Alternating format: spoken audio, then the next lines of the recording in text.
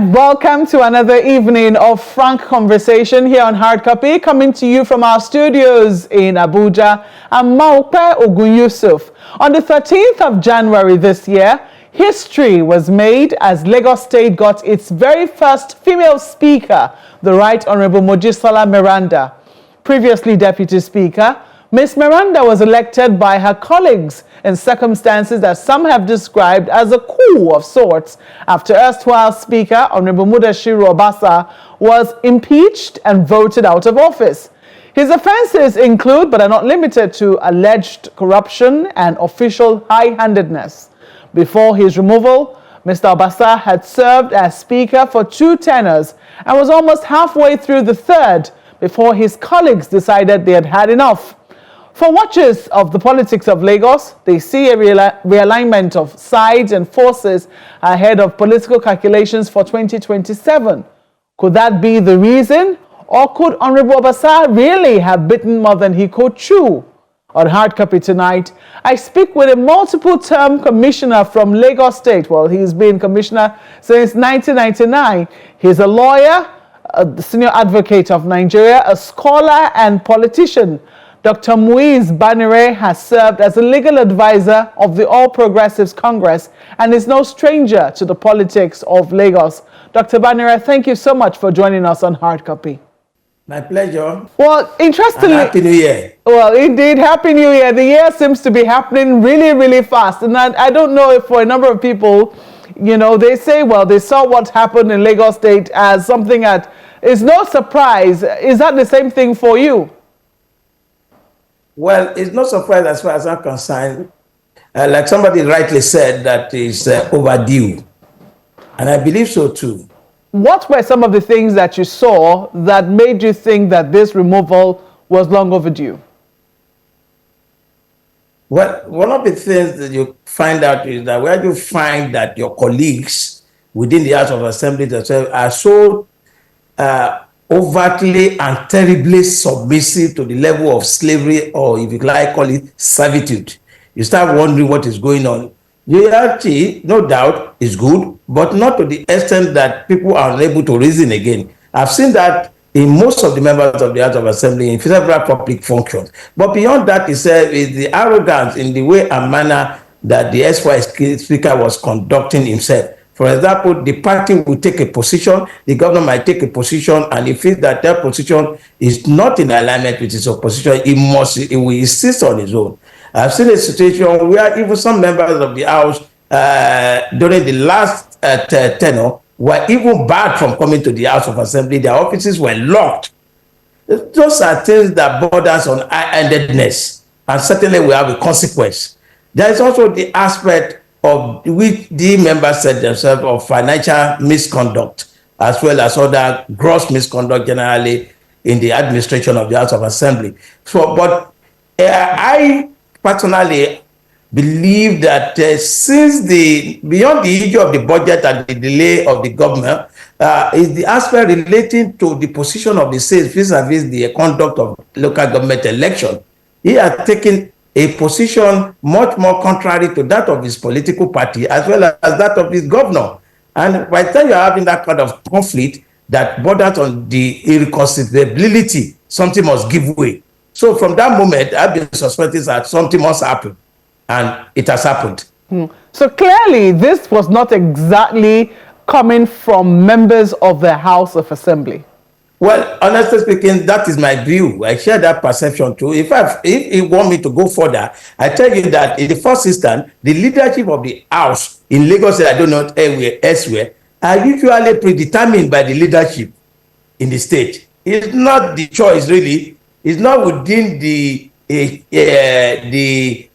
competence, if you like, of the members to determine who they want. The leadership actually prescribe those who will lead the House. That had been the fashion for some time. So in the same manner, by the time the person now decided to go against that establishment, of course, he must expect the consequence. So I believe that they couldn't have taken such decision on their own without the leadership. By this, I mean the political party leadership itself.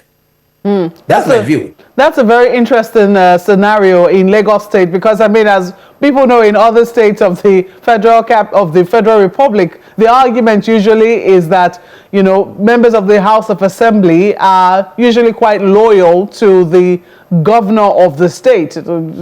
It's not supposed to be so, but that is what is in many instances. Lagos State, however, seems to have, you know, a different kettle of fish. So when you see members, you know, this firm and this unanimous, there'll be questions as to, you know, who precisely is backing them, or who precisely is playing this drum that has now finally resulted in what was the dance that we're seeing in the House of Assembly. The executive arm, however, interestingly, has distanced itself. They say, no, we had nothing to do with this. Would you completely exonerate them? Oh, certainly the executive does not have anything to do with this one. That much I can tell you without fear of contradiction. You see, in Lagos State, unlike other states, the political leadership is very strong. And remember, it used to be headed by the current president of the country. So since that period to date, that leadership has been very strong. So it's not a leadership that you can mess around with. And that is why, to a large extent, even in the determination of appointment, generally, they always have a role to play. Unlike in some other states, where the chief executive of the state solely determines the fate of most of the other people. You also gave a historical background that the speaker too is no stranger to how the politics plays out within the House of Assembly, that he's been instrumental to the removal of other speakers before now. Is that correct? Oh, very correct. That's what is the law of karma in place, sort of. Do you want to expatiate on it? The law of karma. Yeah. For example, I know he was instrumental during the removal of Balumi, the first speaker, no, the second speaker, the one immediately after Senator Olorunnibe.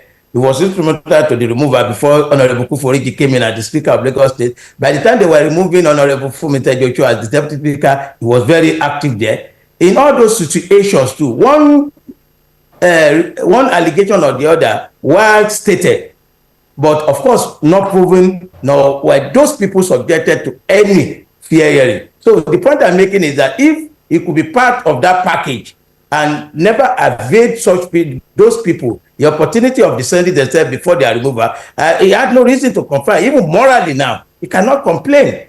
So, in other words, the point is that he's getting, reaping from the precedent he has sown. That is it. Some people said he nailed his coffin through the speech that he granted while the budget presentation was done by the governor. First, they said the attitude with which he conducted that was, you know, unacceptable. Some people, there have been talks about how he kept the governor waiting for close to 4 hours before he allowed him present the budget. And then, you know, the speech that he gave. I don't know if you listened to that speech. If you did, how did you interpret it? Well, the first is that I can say to a large extent, knowing who the governor is, the personality of the governor, is somebody that will be indifferent to short street. So I do not believe really that it has a nexus with what has happened. But beyond that, the speech is very rude, to be candid, and I believe it's very rude. And the delay itself, in other words, standing up the governor for such number of hours is an act of insubordination, not necessarily because they are seemingly equal in terms of the head or leadership of two different arms of government. But there is something called mutual respect.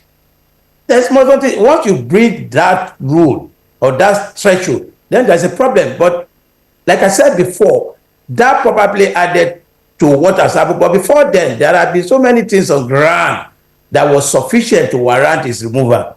But that probably, at the end of the day, climaxed the event that had already accumulated up to that point. So I'm just trying to imagine a situation, and I'm very interested in the fact that you used the word insubordination. This is in spite of the fact that all three arms of government are supposed to be separate and equal. Subordination, would that really come on here in this instance? Yes, like I said, the insubordination I meant here is in the context of mutual respect. There's something called mutual respect. Even if you are at par, even as human beings, we ourselves some measure of respect in our relationship. And I think that is one aspect. But beyond that, he said, you know, in politics, I must tell you the truth. In politics, there is strict, it's like a regimented arena. There is serious leadership structure in politics, particularly of Lagos State. That's why you find people here and there. If you see party members, they call people easily leader, my leader, my leader, my leader. It means that you must have regard for such persons. If the members of the General Governor's Advisory Council were already seated and had to sit for those number of hours because they were waiting for somebody that they had consented or endorsed to lead the house, then certainly you must expect some measure of repercussion. So imagine that, the governor wasn't delayed. I'm actually focusing a bit more on the speech which he gave as speaker, after the budget presentation was conducted. I don't know if you listened to that speech where he made reference to things like this is a temple, they made reference to things like God's sacrifices. If you put up a sacrifice and it's not accepted, the gods might not be appeased. Things of the sort. He talked about those who live in glass houses, they should not throw stone. He spoke about the cohesion of the house. If anybody tries to destroy the cohesion of the house, they will face the same fate. And then he talked about how he was trying to build the party on the stance of the mandate, etc., etc. So let's even assume that he did not keep the governor waiting. Unfortunately, he did. But that speech, do you think that was what sealed the nail on his political coffin, so to speak? Well, like I said to you, in the first instance, if as per the governor in his capacity as the governor of Lagos State, certainly it will have no different. It will make no difference at all. Governor is somebody that I know will be totally indifferent to all those utterances. But for the political party leadership, I'm sure they won't take it kindly. They will feel that everything is like exposing. Even let's even assume there is friction or conflict within the political structure. It does not lie in the mouth of one of them to externalize it. The moment you start externalizing it, the leadership don't take it kindly at all, at any level. In Lagos, as far as I know, you don't externalize the affair, you pay for it. So you're not... So beyond the import, the fact that you externalize it, beyond even the import of the utterances, the mere fact that you have externalized and given the pressure to the world that there is a fracture within the family is enough to earn you a penalty, a sanction. So you think this is about... I'm just a little curious, because some people have said, are you saying that people are not now allowed to, say that, to voice their ambition? If they actually do have ambition, is it that they're not allowed to voice, or to vocalize what they would like to be within the sphere of the political party? Isn't the political party being high-handedness in terms of how it's handling things? But to the best of my knowledge, I know that this removal has nothing to do with the fact that it's ambitious. It has nothing to do. That much I can tell you again without false contract. It has nothing. The way, in Lagos State, by now, any other follower of politics of Lagos, we know that it does not lie within the competence of a personality or an individual to determine his own success within the political fold. There is a strong leadership that determines some of these things. So whether you say it or you don't say it, or you mobilize, you don't mobilize, it's inconsequential to them. If anything, they will just be making a mockery of you. That's it. They won't go to the extent of using that to nail you. There are so many people that have manifested intention all over the whole place there that they are treated indifferently. That's it. Well, you don't think that had anything to do with it? I'm saying so categorically. That much I know and I can tell you.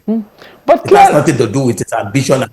Yeah, I also saw that you argued that, well, he was elected as a member of the House of Assembly, and that is a role that he still has, a function that he still has to play. Some people say it's going to be a bit difficult when you look at, the fact that he was speaker in this same, within the same assembly. How do you think that is first? How do you think that is going to play out for him personally?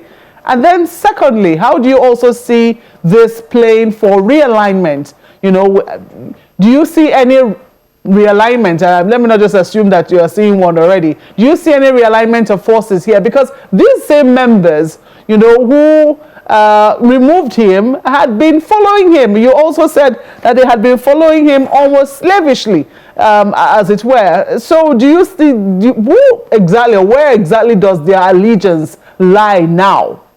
Like I said to you, the allegiance lies with the leadership of the party in the state, particularly the GAC. They all always want to come back. They want to return.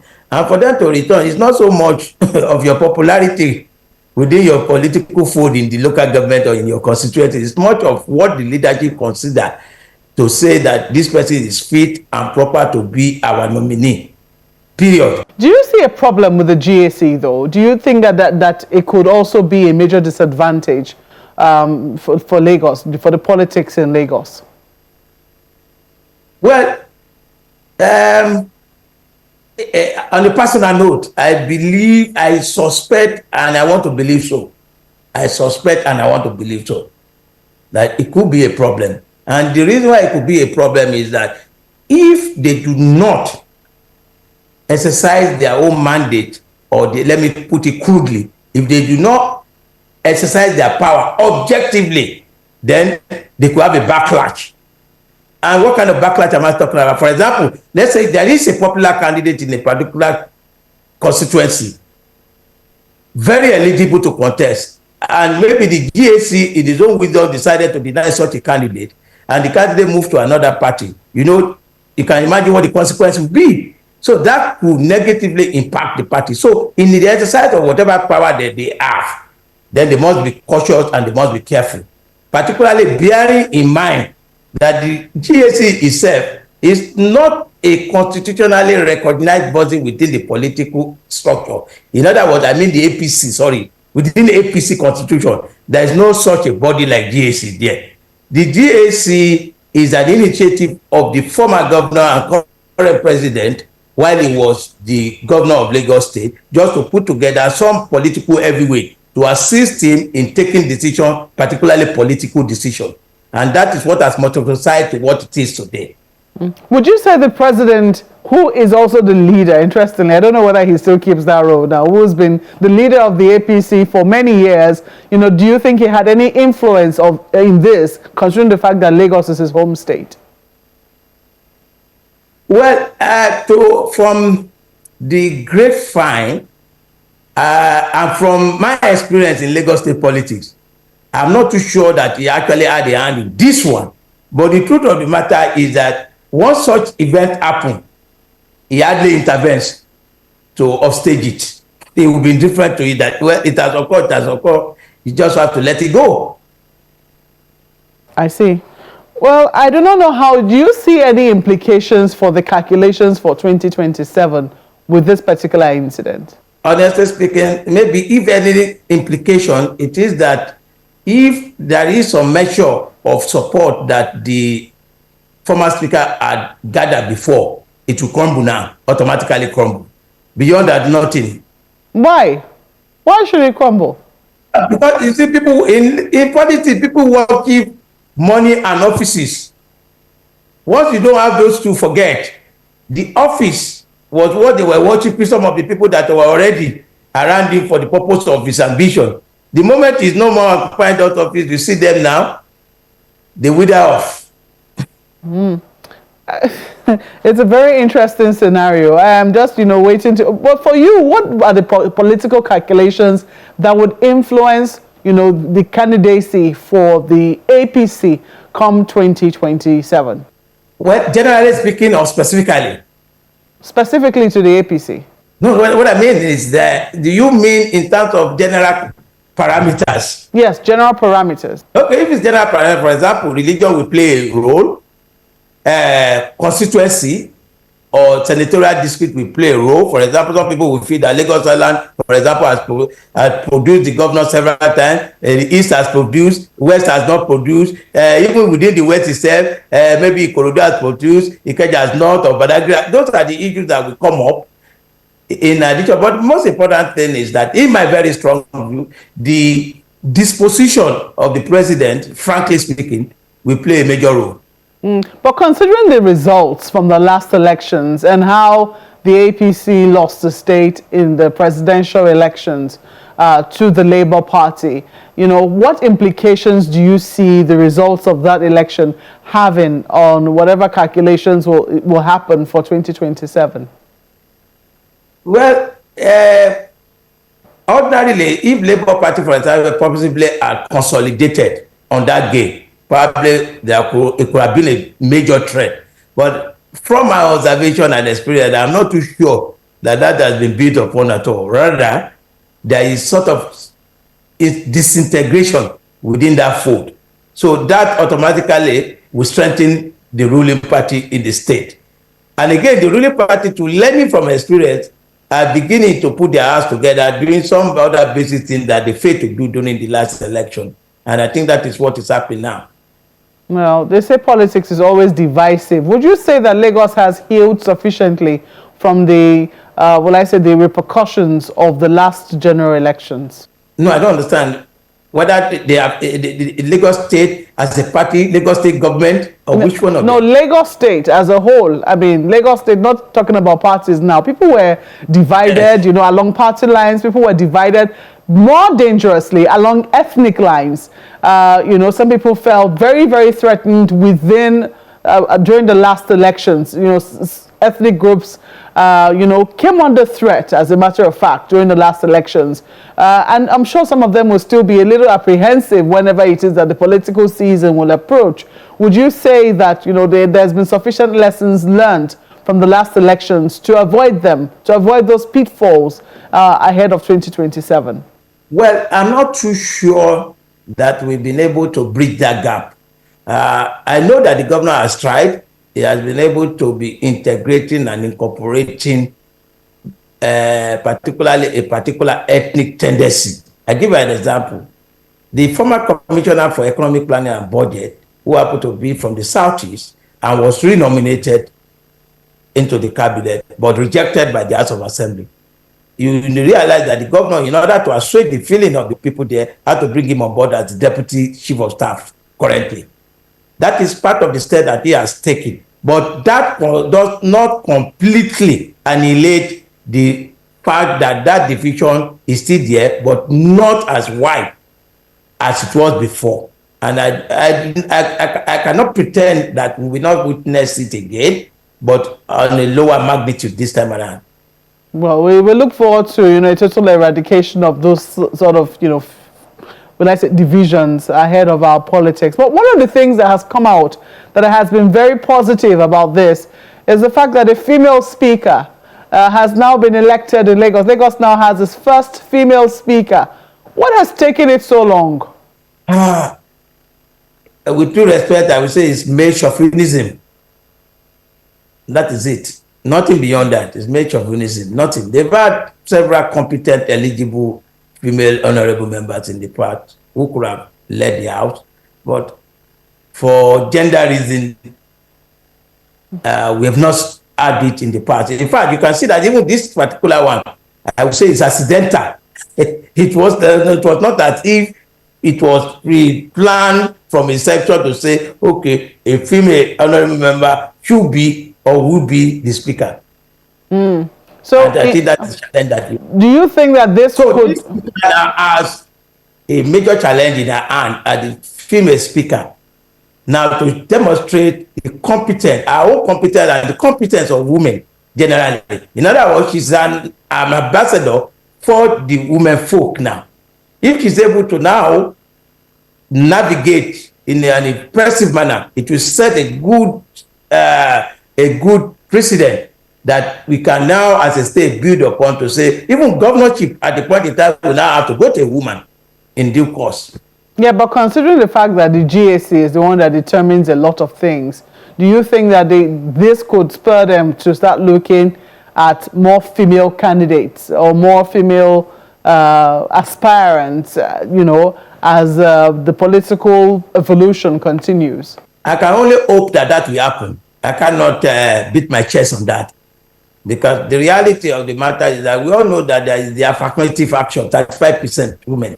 They've tried in the past to say, okay, free ticket, free form for women and all this, but how many of them eventually have been nominated, much less been positioned? So I believe that what should now happen is that the current speaker will be able to leverage their position, to be able to convince the leadership of the need to start looking into the women affairs within the state, particularly in terms of their competence to administer in their various spheres. If you can do that, I think there will be improvement in that regard. Well, Dr. Muiz Banire, we have to thank you so much for spending your time with us this evening on Hard Copy.